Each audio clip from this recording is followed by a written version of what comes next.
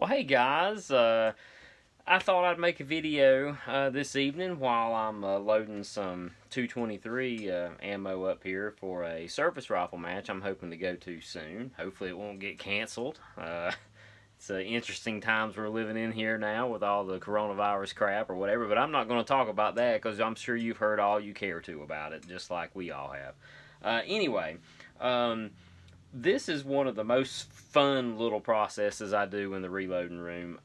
For me, anyway, is loading 223 this way, and I thought I'd show you guys, sort of what I'm doing. If you don't have a progressive press, this is like the next best thing, in my opinion. So what I've got here is brass that's been processed. It's been deprimed and resized and trimmed and chamfered and everything. It's ready for primer and powder and bullet at this stage right here.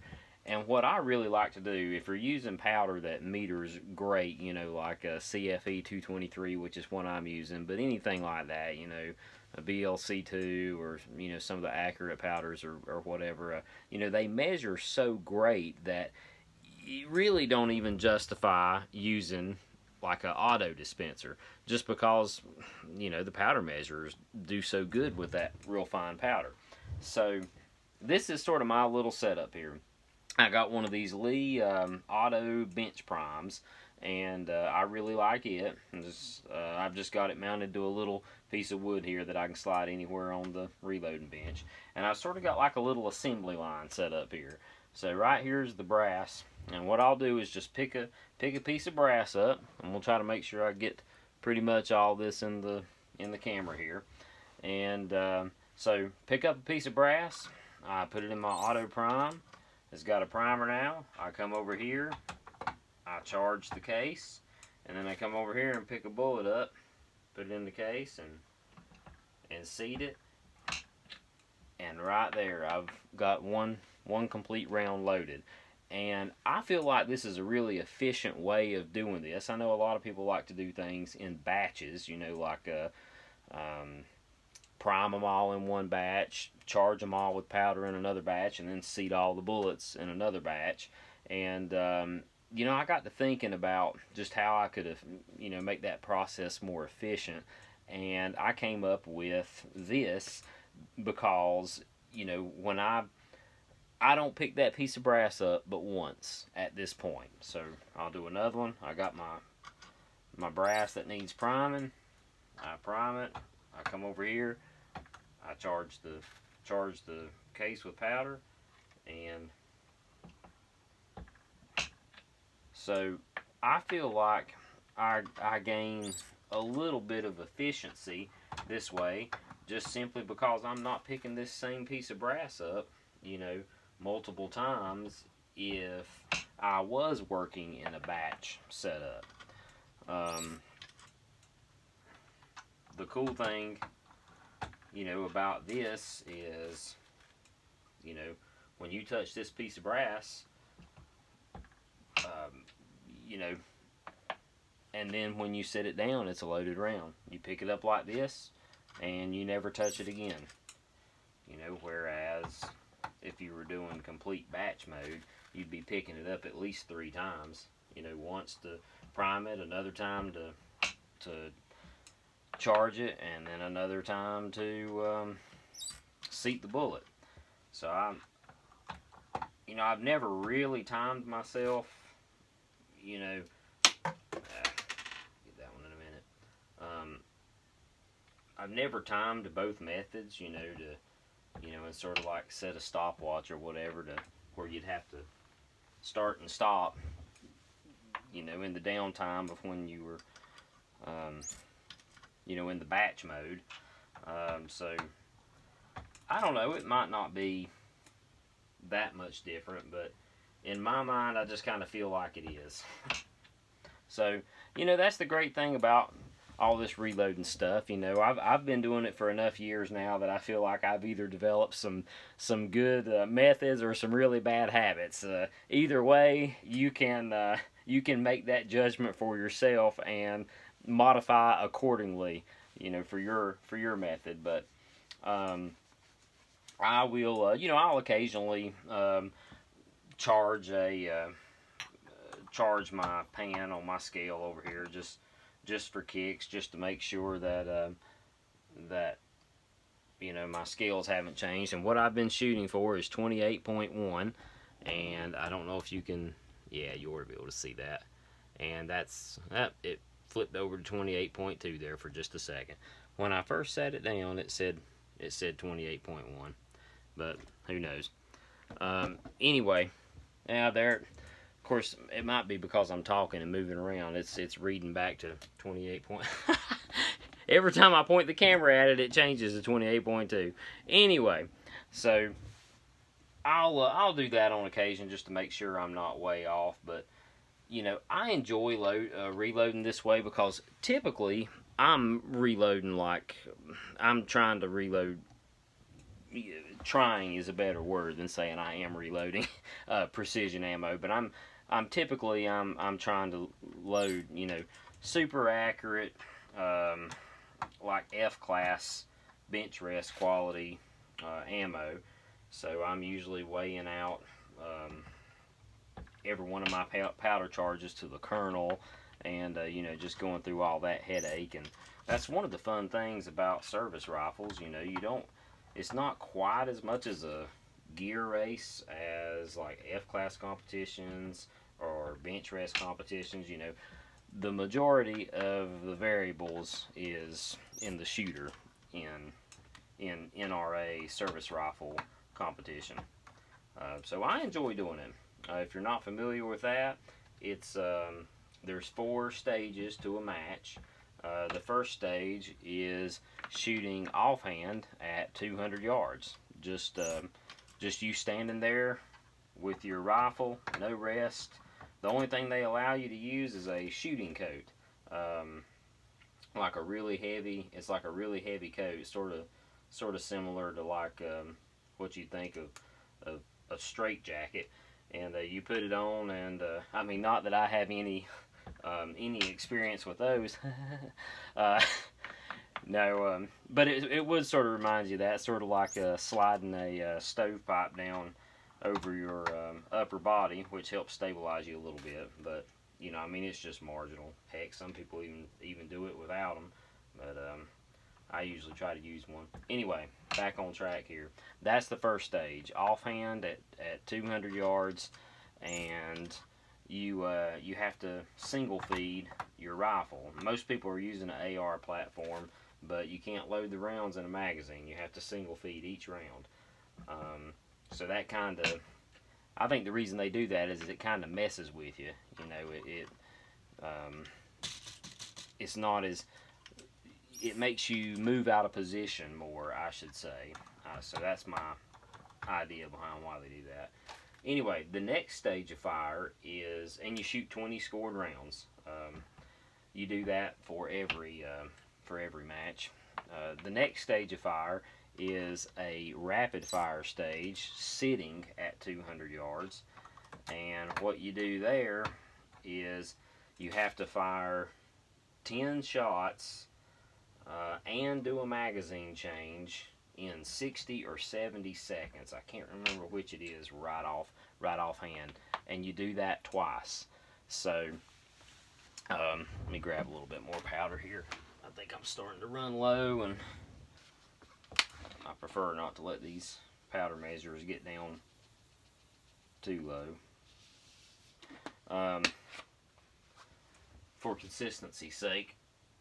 So anyway, yeah, the sitting rapid fire at 200 yards. Yeah, another, you do the 2 10-round strings like that.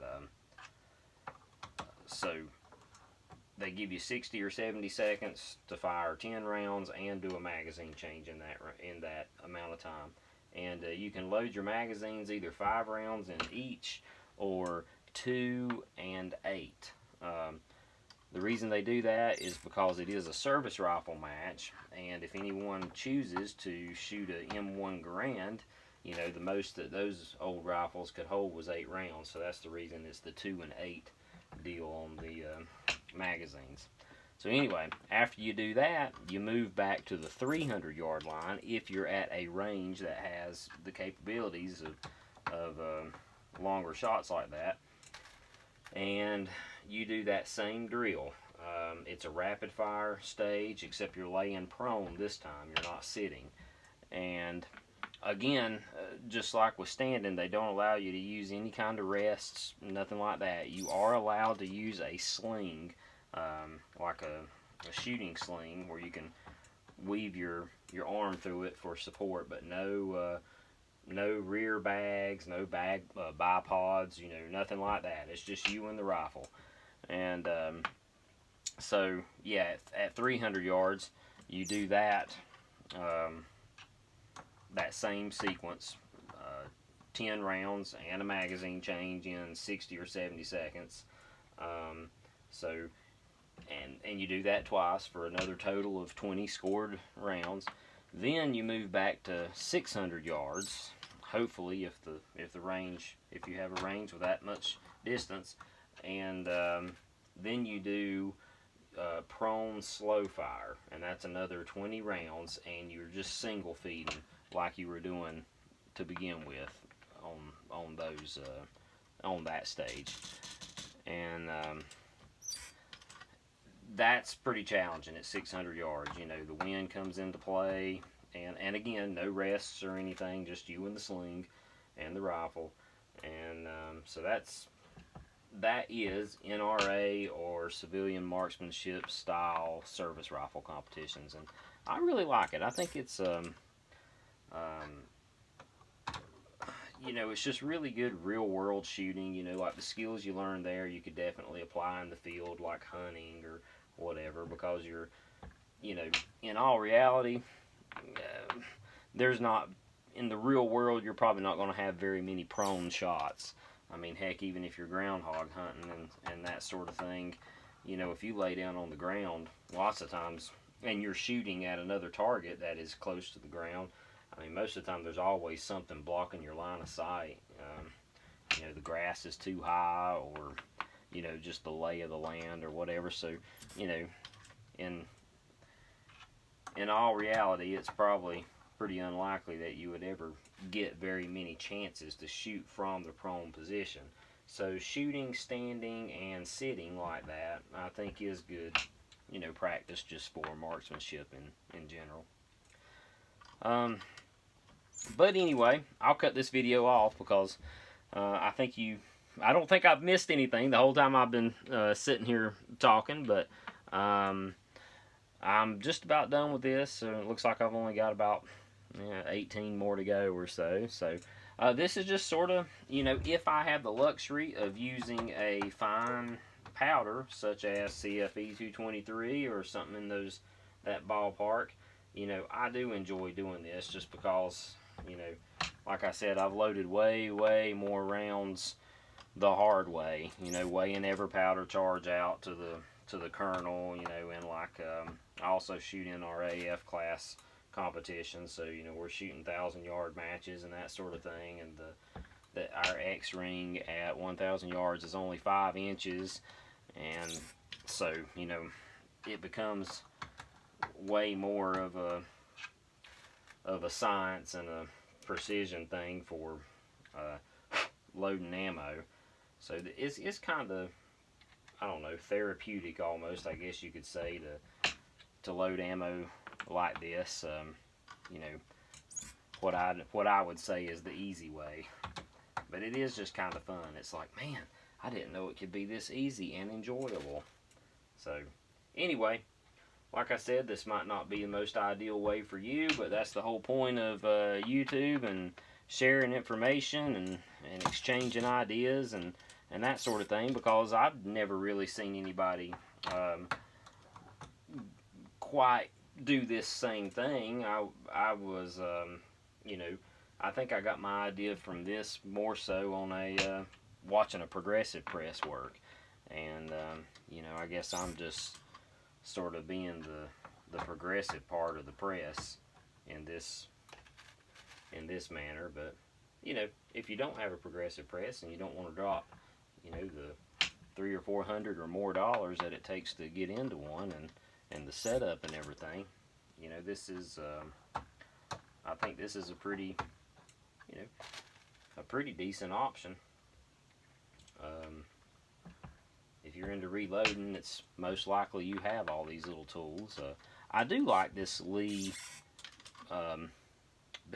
Right as I was about to brag on it, look at that. I just screwed up one of my primers. I'll figure it out later. Sometimes I don't know if that was just a maybe that case had some crimp on it or what made that thing go in that way. Anyway, as I was saying, typically speaking, I do like my little Lee bench prime here, auto bench prime, whatever it is. I like it better than the ones that you squeeze, you know, with your hand. They just kind of fatigue my hand a little too much. Like if you're loading a large quantity of ammo, you know, like if you're going to a match and you're, you know, loading up 150 rounds of 308 or 223 or whatever it is you're shooting, you know, I mean, just sitting there squeezing that thing that many times, really, I don't know, it just tires my hand out. I really like their bench prime version of that. So, and like I said, most of the time, it's not. It does a pretty good job. That was probably just something to do with that case there, or who knows what made it do that. But anyway, I said I was going to cut this video off, and I didn't do it. And now, here I am almost done. So anyway, I hope you enjoyed this, and sorry I hadn't posted that many videos here lately. I need to get back on it. I've got a good idea for a video about targets, you know, kind of how I make my targets on the cheap. You know, that's one thing I really hate to do, is to actually have to buy targets. So, you know, I'd much rather spend my money on powder or bullets or more reloading gadgetry, rather than, you know, going out and having to buy paper just to shoot up. So I am going to make a video on that and just give you guys an idea there. So anyway, thanks for watching. Until next time.